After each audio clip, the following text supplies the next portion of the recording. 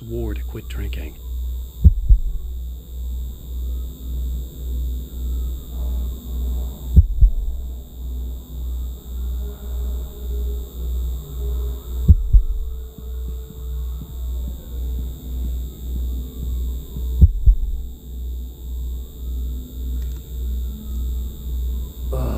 The sunglasses made the world look bearable. Now I could keep my eyes open without feeling like a vampire in the sun.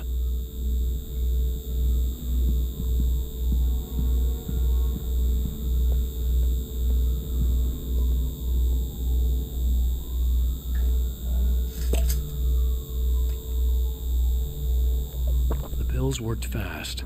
The prospect of being awake started to seem bearable again.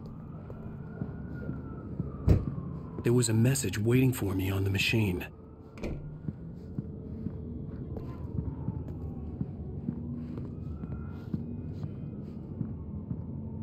You have one new message. Al! Are you still asleep? Wakey, wakey! You should have your show on your TiVo. If Alice wasn't too mad to record it. She called me earlier and really chewed me out. Yeah, we went a little overboard last night. But parties are a part of this business. Al, look, I'm saying this as your friend. She's not doing your career any favors by trying to run your life like that, okay? I'll talk to you later, Al. Watch the show.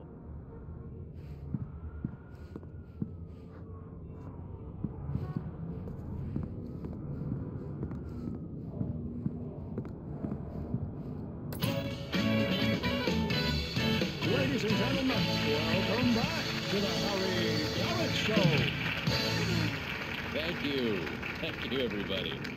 We have a great show tonight. I've been talking with the best-selling author Alan Wake about his new book, The Sudden Stop. Yeah, good read. Go buy it. No, it is a good read. Look, I'm gonna be honest here. Is that wise? No, but I'm gonna do it anyway. I got people who give me the lowdown on books. I'm a busy guy. But this one, I actually read from cover to cover. I mean, I'm a big fan. Wow, thanks. Now, this might be a spoiler for those who haven't read the book yet. Based on the sales figures, the 2 people out there who haven't read the book yet. But this last book is all about the death of the main character, the hard-boiled New York detective, Alex Casey. Now, there's been a lot of outrage about this.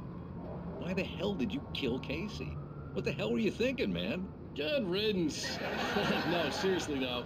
7 years and 6 books is a long time. He was a gloomy guy to spend all your working hours with, and it was a good run. But it's time to explore new things. My next book will be a departure from the old for me. You selfish bastard, always thinking of yourself. Well, you've certainly given us a lot of entertainment over the years. And now that you mention it, Casey was a gloomy guy. Never had much luck with his love life with the ladies. Was that autobiographical in any way? Yeah, no kidding. Casey's lady friends tended to die on him. With Casey, it was all about his pain. No, nothing autobiographical about that. I'm a happily married man. My wife is my muse. Well, congratulations. That's great to hear. So, how's the publicity tour been treating you? Good. Great. But I gotta say, I'm glad to be back home in New York. Well, you've certainly been on the news a lot lately. Lots of parties and, you got into a fight with some paparazzi. Oh, man. Well, that guy was really in my face. I lost my temper. I know that wasn't cool. You are famous for that temper. Well, I did also write several books. Well, your latest novel is called The Sudden Stop, and it's in bookstores now. Go get it. That means the 2 of you out there who haven't bought it yet. Ladies and gentlemen, that's all we have for you tonight. I want to thank all our guests for the evening. Alan Wake, Sam Lake. Once more, do the face for his Sam. And our musical guests, Poets of the Fall. Thank you, and good night. At least I'd been funny. I told myself I could live with that. Hey, did you watch the show? I didn't say anything stupid if that's what you want to know. Okay, Grumpy. You wanted to ask me something? Are you going to start with me about drinking now? You know what? I should have followed her Go back to sleep, advice, Alan. but suddenly I was angry, mostly at myself, and she was there, a convenient victim.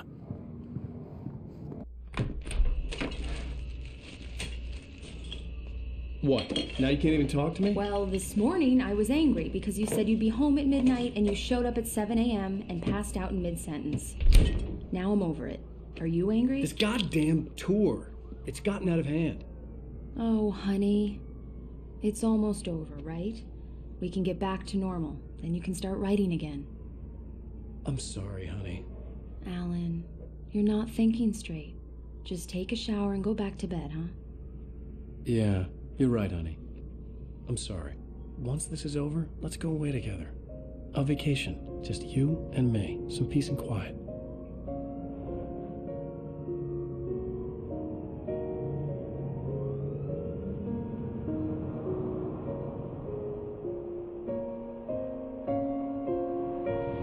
Somehow, the clicker was the key to the cabin. I had to return to Cauldron Lake to save Alice.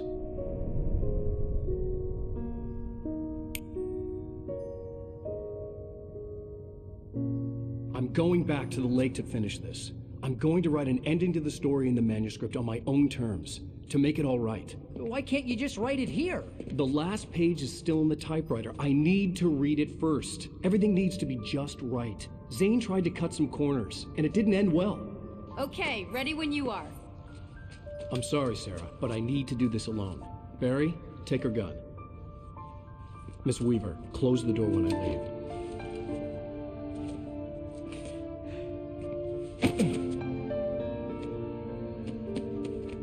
Good luck, Al. See you later.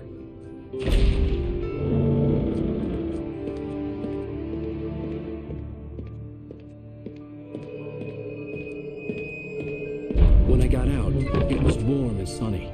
I'd flicked the switch of the clicker. Had it done this?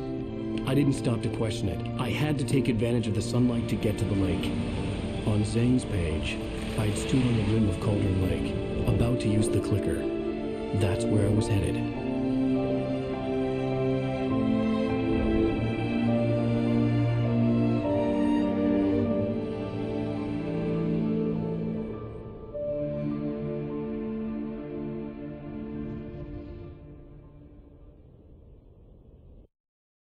Alone, in daylight, surrounded by the beauty of the Pacific Northwest landscape, it was hard not to let doubt creep in one last time. I could still chalk everything up to a dream, a delusion. I had enough imagination to make up something like this, having been in the cabin all this time, trapped in a story inside my head, gone mad from grief over Alice's death like Hartman had claimed. There would be no way of knowing. I told myself it didn't really matter. My course was set.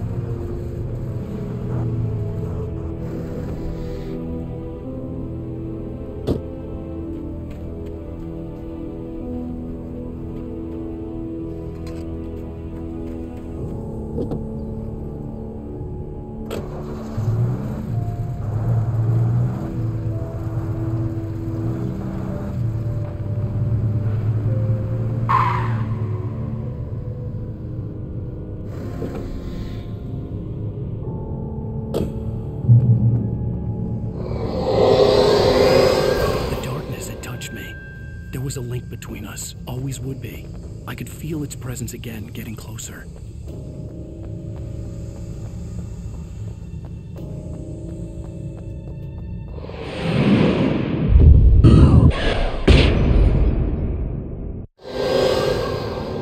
I will kill your wife.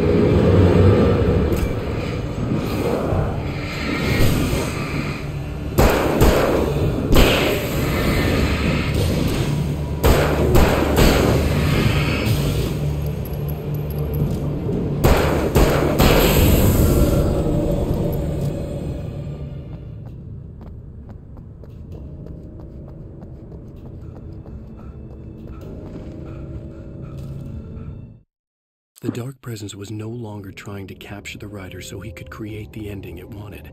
The writer knew too much. He was too strong. And he carried a weapon left behind by Thomas Zane, something that could hurt it. Now, the darkness was doing everything in its power to simply stop the writer from ever reaching Cauldron Lake and the dark place it came from.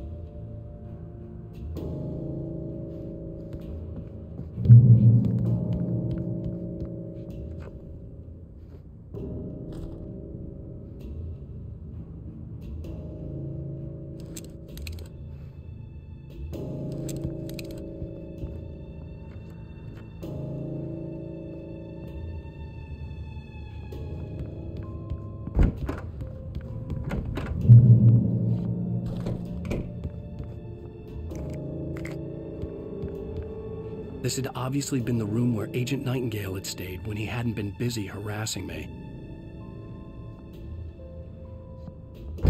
Look after yourself, Angel. Could have fooled me, pal.